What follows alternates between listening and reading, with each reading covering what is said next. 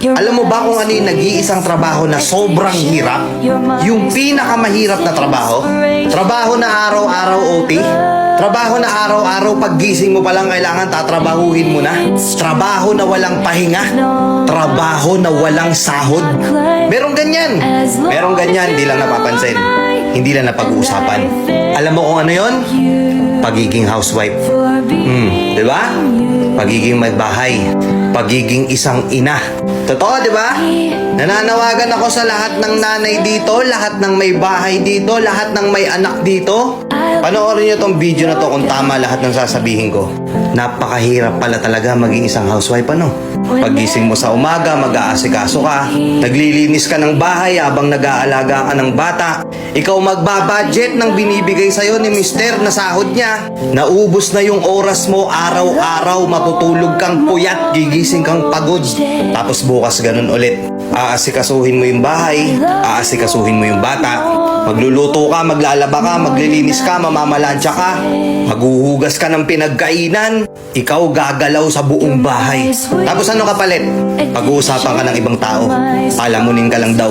Tapos minsan kay questionin ka ba bakit wala nang natira sa pera? Saan mo dinala yung pera? Saan mo ginastos? Tapos ikaw sasagot ka, hindi mo ba nakikita? Hirap na ako mag-budget araw-araw. Kay questionin ka pa. Hahanapan ka pa. Wala kang choice kundi gawin yung mga trabaho na yun araw-araw.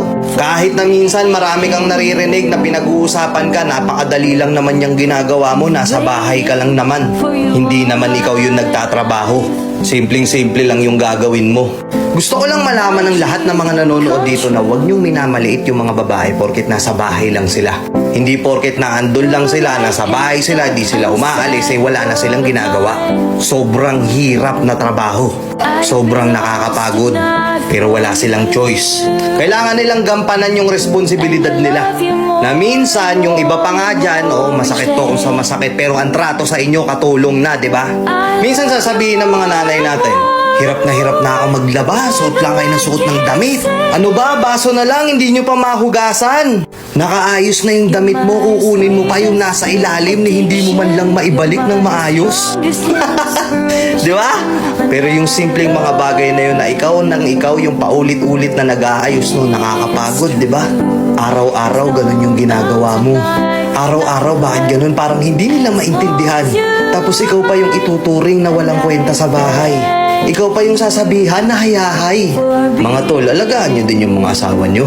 Hindi porket bumili ka ng bagong electric pan, hindi porket bumili ka ng aircon, hindi porket bumili ka ng bagong washing machine, reward mo na yun sa misis mo, hindi. Ikaw pa rin naman makikinabang nun eh.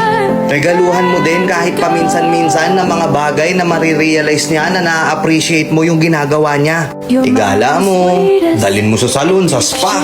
Bilan mo ng isang bagay na wala naman talagang kinalaman sa bahay para lang sa kanya. Simpleng ganun, masaya na yan. Lahat ng pagod, tanggal yan. Tama, di ba mga madam? Itong video na to para to sa lahat ng kababaihan. Sa lahat ng nasa bahay. Isang trabahong hindi mo pwedeng hindian. Isang trabahong walang sahod pero hindi ka pwedeng mag-resign. Isang trabahong napakahirap pero marami silang nasasabi sa'yo. Mga madam, pakatatag lang ha. Kung kinakailangang iparinig nyo to sa mga kasama nyo sa bahay, iparinig nyo.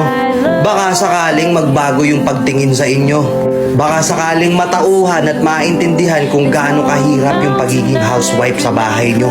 Baka kasi hindi nila naiintindihan na kahit araw-araw mong sinasabi sa kanila kung gaano kakapagod sa kanila, wala silang pakialam. Baka sakali pag narinig nila tong mensahe sa video na to, maintindihan nila. Alagaan nyo si Mrs. Asawa yung kinuha mo, hindi katulong. Kuha! Let's go!